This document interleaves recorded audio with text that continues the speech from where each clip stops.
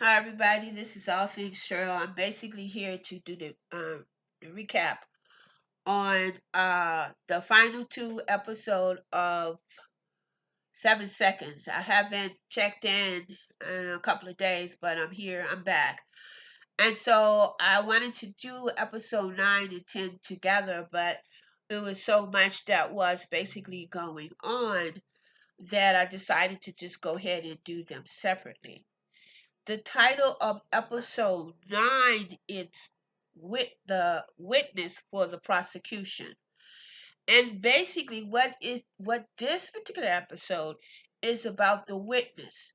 And the witness we know is Nadine. But let me go back and to catch up. Now we know that in episode 8, Nadine was basically kidnapped by D'Angelo, Fish, Felix. Now, Pete had nothing to do with what they did in episode 8, and that was that they killed basically Nadine. And we find out in episode 9 how they killed Nadine. Now we go on and we see when it first opened up, it opens up. Fish is basically looking for Nadine is because Nadine was in a home for young women where they were keeping her, was supposedly been protecting her, but she escaped out of the home to go and look for a dog that she had, bonded with, and this is how D'Angelo and them were able to find her. And in episode 8, they kidnapped her and they put her in the trunk of D'Angelo's car. And so in episode 8, no, we find out that D'Angelo did not kill her, but we find out who did. And basically, in episode 9, we find out that it was Felix, who is the Hispanic cop, who put an overdose of drugs inside of Nadine. And so we go on to the trial. We are going to deal with the trial. And so everybody is in the trial now. Before we go into the trial, KJ and Fish has no idea that Nadine is has been killed or is dead. We see that Fish is basically upset due to the fact that there was a body that was somewhere in Jersey, in the woods. And so Fish and KJ basically goes to see exactly who that body is because the body was a young white girl. And so we see that Fish is basically looking down on Nadine, and he says to himself that it looks like it's not the girl. It looks like it's not Nadine. It's because Nadine had a purple streak in her hair, and I guess I don't know how many days that she was in the woods, but the purple streak basically was gone. And so, of course, Fish was upset, and KJ was upset. Now, this puts KJ in a bind is because everything was solely on the witness. Prosecution was Nadine. But of course, if the witness doesn't show up, basically the Sam is going to try to have that case, thrown out and to, just close it all together. But that's not what happened. So basically, KJ was able to go on with the case, but she did have to alert and tell Latricia and Isaiah that the witness that was basically the prime, person that could help pinpoint and to get Pete put behind bars, or get all three of them put behind bars, was no longer a part of the case. And so they were basically upset, and I can see why they were basically upset without Nadine, being able to pinpoint them at the ditch at the time of the hit and run. Basically, there's really no case. But KJ was able to talk to the judge and tell the judge that uh, the case should go on. And so basically the case did go on. And we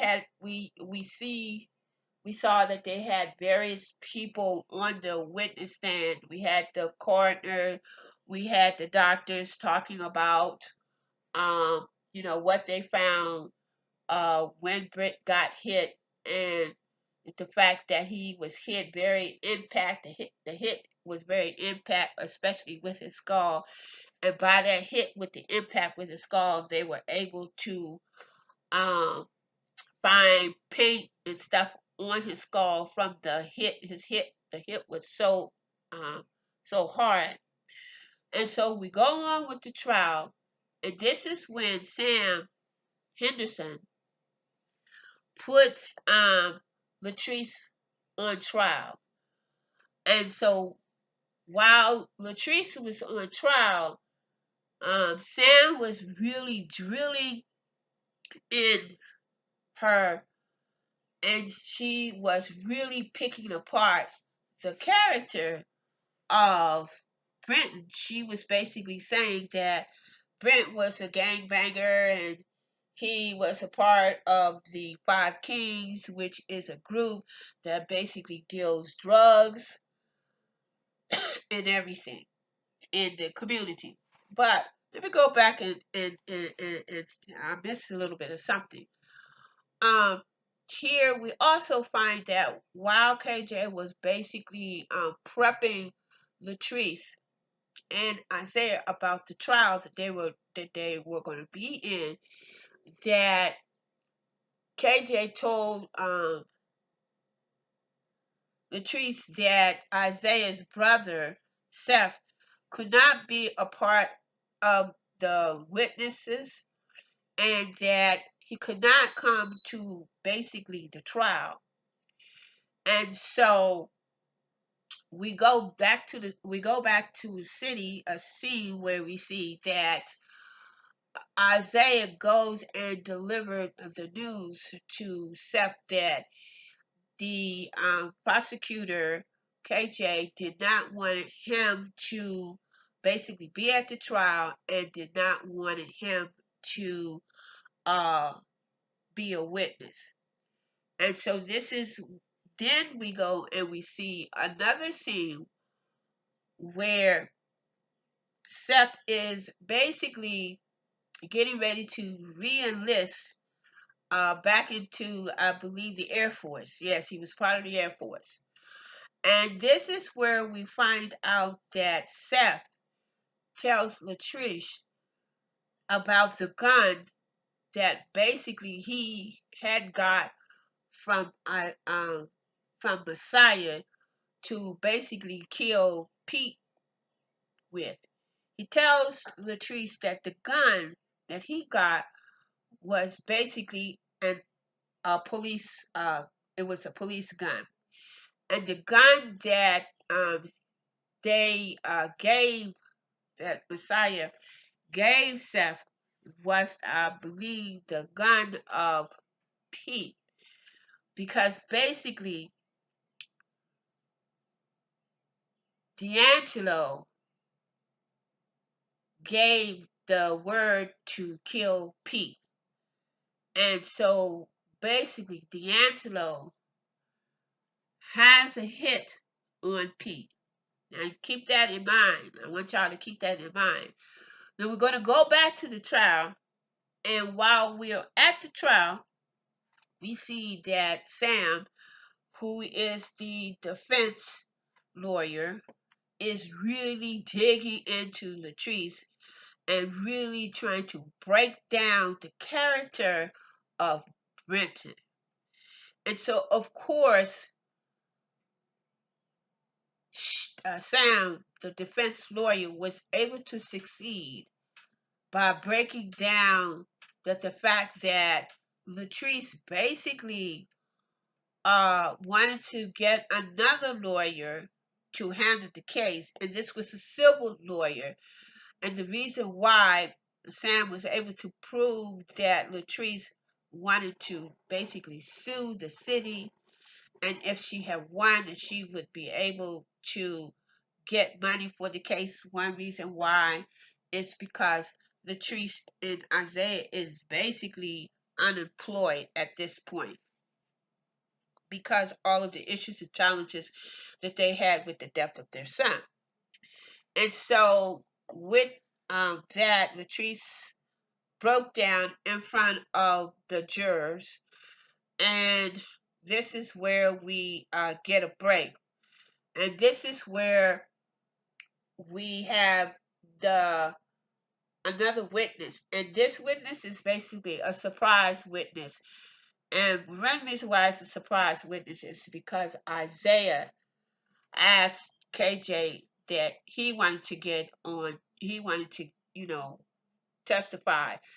And the reason why he wanted to testify was to prove that Bennett, his son, was not a gangbanger and was not a part of the Five Kings. And so we go back and we see that Isaiah is basically on trial. Isaiah is basically getting ready to testify. Now, let me bring you back. We also see that we find out that they did identify the body of Nadine when they took her to be to the autopsies, and that's when they pronounced her as an overdose, that she did an overdose. And of course, Fish was there, and he knows that um, D'Angelo and them was the ones who killed her, but he cannot prove it.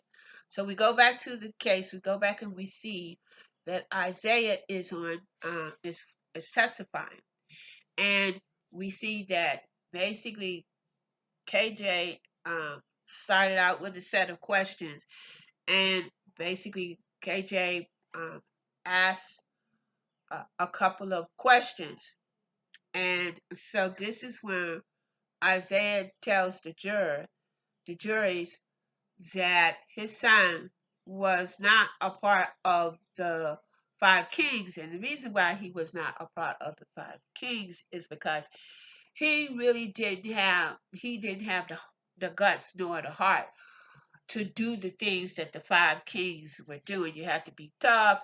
You have to be able to, just do your thing, be able to just hurt people, kill people without even thinking about it. And this is when Isaiah told the jury that his son didn't have it.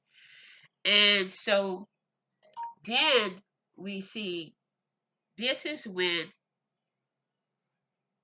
Isaiah tells the jury that his son,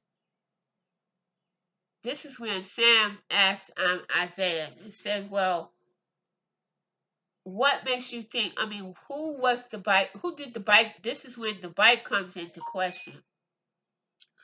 And so basically this is when Sam asks who owns the bike. And so basically Isaiah tells Sam, the lawyer, that the bike belongs to one of Bennett's friends, and he gave the bike to Bennett so he could get to school. It's because Bennett was basically hanging out with him the night uh the night and when Bennett went to go to school, this is where he got hit with the bike. And the bike, make a long story short, guys, The bike belonged to Kadush, and Kadush was the Bennett's friend. And so then we get back to KJ. Then KJ asks Isaiah questions, and so this is when we find out that this is when Isaiah tells Sam that his son was basically his son was gay, and this is when we find out that his son was gay. Isaiah tells the jury that his son was gay. And so, what Sam tried to do is to have that particular, to strike away from to strike that his son was gay, is because Sam was saying, yeah, okay, you don't know who basically by the name of the person who excuse me guys, I'm making all kinds of mistakes because I'm trying to do this without going to my notes. So if you don't know, well, who the name of the person, so we find out the name is Kadesh. And so this is where everybody was basically surprised. And so Isaiah says, I know. And then this is when KJ tells the jury that she knows the young fellow. She knows the young fellow because Sam was trying to um, discredit Isaiah. But KJ was able to say that she know who the friend of Bennett was. And so we go on and we see a section where Kadish has been called into court and to basically to talk about the fact that he Bennett and him was together, and that the bike belonged to him, and that Bennett was not a part of the five kings. And so then we go on to see that Sam tried to have that stricken from the records, but to but they kept it into the record, and also they were going to keep uh, Kadish's identity sealed. And of course, we know that Kadish identity is not concealed. It's because at the time that they were saying that they knew the person, you should have seen D'Angelo's face. He was basically surprised. And so we go on, and this is where we find this is when they Sam was able to have the manslaughter and the racial part dropped, is because how it was presented to the trial that Bennett was riding in the park. He had a hoodie on, but you really could not see the race of Bennett. So Sam was able to be successful to have that. That's how she was able to have that part of the case dropped. It's because they were able to prove that this was not a racial what is it, a racial killing. And so basically, to make a long story, that was the end of episode um 9. So in episode 9, we find that Sam the defender was able to have the racial part dropped because they weren't able to prove that it was a racial, that Pete tried to hit Bennett because he was a black, he was a black boy. So they were unable to prove that. So that part was dropped. Now we also know now we know that D'Angelo has put a hit on Pete. All right. We also know that we will see in episode 10 where in that now well I'm just going to say we'll find out in episode 10 because we have another witness. And another witness is going to be Teresa. And Teresa is the cousin of Pete's wife. And so this is really, really good. But it's also very, very racial, and it's also very, very biased, and very, very biased toward, it's very biased, but it's very good. So, to the next time, this is all things Cheryl. I'd like for you to click, subscribe, click, hit the notification, comment, and like. Now, the reason why I'm going to come back, I hadn't done this in a while, and the reason why I'm asking you to, hit the notification, and I'm asking you to comment and to become a subscriber is because you never know when I am going to pop up. Now, granted, it's been a couple of days. I've been really taking some time trying to get things, perfect, get things right, and to move on with my next step as far as the channel is concerned. Still being consistent, so it hasn't been that long, just a couple of days. Um, and just hit the notification if you like it. Hit the like button. Share the video if you want to share it. Um, and just become a part of all things Shirley to see what I'm going to be talking about because you never know when I'm going to pop up. And basically, the channel is I do reviews, I do, entertainment, basically entertainment news, TV reviews, movie review, and that's what my channel is about. So all things Cheryl unapologetically. So if you want to be a part of that, or just you want to just, chill and hang out, you know. But until the next time, I'm going to say peace and love is wherever you want. Peace.